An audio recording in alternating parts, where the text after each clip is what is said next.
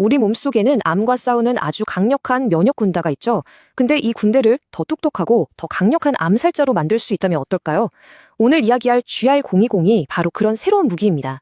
이 스마트한 약이 어떻게 암과의 전쟁 판도를 바꾸고 있는지 지금부터 제대로 한번 파헤쳐보겠습니다.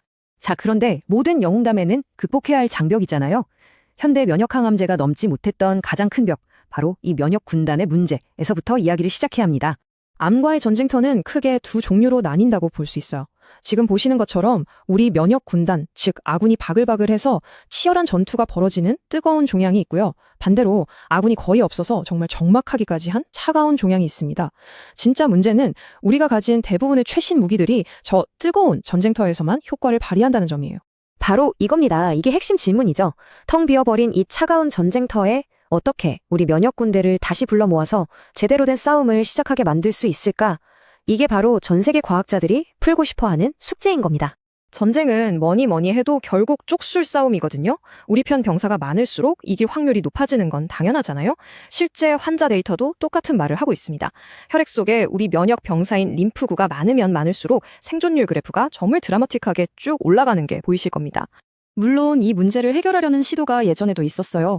아주 강력한 효과를 지녔지만 동시에 치명적인 결함을 가진 그런 약물이었습니다. 그 약의 이름은 인터류킨2, 줄여서 IL-2라고 부릅니다. 이걸 비유하자면 마치 군대 전체에 울려 퍼지는 총사령관의 총공격 명령 같은 거예요. 모든 면역세포를 잠에서 깨워서 당장 싸우라고 독려하는 강력한 신호죠. 이론상으로는 정말 완벽한 무기처럼 보였습니다. 아니 이렇게 잠재력이 엄청난데 왜 이게 모든 암 환자를 위한 표준 치료제가 되지 못했을까요? 여기에는 몇 가지 아주 심각한 문제가 숨어 있었습니다. 첫 번째 결함은 바로 이중 첩자 문제라고 할 수 있습니다. 그림을 보시면 IL-2가 암을 공격하는 파란색 아군 전투 T세포를 강하게 만드는 건 맞아요.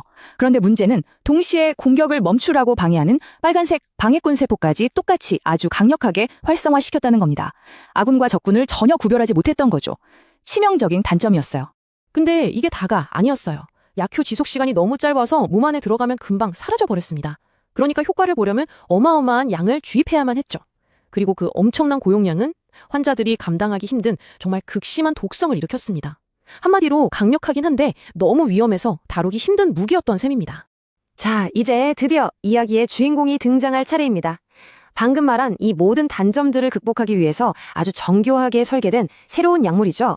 그 이름은 바로 GI 배을, GI 이노베이션이라는 회사가 개발했는데요.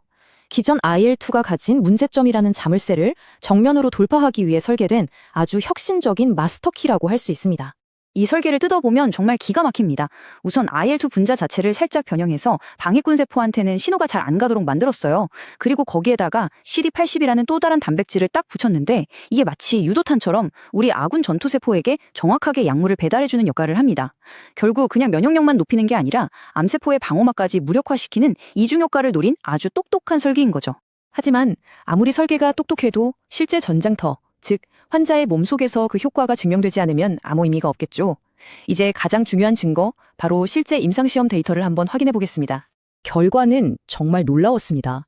이 복잡해 보이는 데이터가 말해주는 핵심은 딱 하나예요. 다른 모든 치료에 실패해서 더 이상 쓸 약이 없던 말기암 환자들에게서도 종양 크기가 눈에 띄게 줄어드는 부분간의 PR이 확인됐다는 겁니다. 특히 다른 최신 면역항암제에도 전혀 반응하지 않던 환자에게서 효과가 나타났다는 점, 이게 정말 중요한 포인트입니다. 그럼 도대체 어떻게 이런 결과가 나왔을까요? 바로 이 데이터가 그 이유를 설명해 줍니다. GI102가 마침내 차가운 종양을 뜨겁게 만드는데 성공한 겁니다. 환자들의 몸속 림프구, 즉 면역병사의 수가 무려 5.6배나 폭발적으로 증가했어요. 다른 경쟁 약물들과 비교해봐도 이건 정말 압도적인 수치입니다. 텅 비었던 전쟁터에 우리 편 병력을 대규모로 증원시킨 거죠. 그리고 안전성, 이 부분이 정말 결정적입니다. 한번 보세요. 기존 IL-2는 환자의 95%가 심각한 부작용을 겪었어요. 열의 9 이상이죠. 하지만 GI202는 그 비율을 37.1%까지 아주 극적으로 낮췄습니다. 효과는 훨씬 더 강력해졌는데 몸은 훨씬 더 안전하게 견딜 수 있게 된 겁니다. 이 기술은 단순히 새로운 약 하나가 개발됐다는 걸 넘어서요. 미래의 항암 치료 전체 판도를 바꿀 수 있는 어마어마한 가능성을 우리에게 보여주고 있습니다. 핵심은 바로 이겁니다. 우리가 잘 아는 키트루다 같은 면역관문 억제제나 꿈의 항암제로 불리는 카티 치료도요. 결국엔 싸워줄 면역세포, 즉 병사가 있어야만 효과를 낼 수 있거든요. 병사 한 명 없는 전쟁터에 최신 무기만 잔뜩 보내봐야 아무 소용이 없는 것과 같은 이치죠. 그래서 앞으로 항암 치료의 핵심은 바로 병용 치료가 될 겁니다. 먼저 GI02 같은 약으로 면역 군당을 잔뜩 증강시켜서 차가운 종양을 뜨겁게 달궈 놓는 거죠. 그리고 나서 면역 관문 억제제 ICI나 CAR-T 같은 아주 강력한 특수부대를 투입하는 겁니다. 이렇게 하면 각 무기의 힘이 1 더하기 1은 2가 아니라 10, 어쩌면 100이 되는 엄청난 시너지 효과를 기대할 수 있게 됩니다. 생각해보면 외부에서 가져온 낯선 화학물질이 아니라 우리 몸 안에 원래 있던 단백질을 더 똑똑하고 더 강력하게 재설계해서 무기로 쓰는 거잖아요. 어쩌면 이것이야말로 기나긴 암과의 전쟁에서 승리할 수 있는 궁극적인 열쇠가 될지도 모르겠습니다. 여러분은 어떻게 생각하시나요?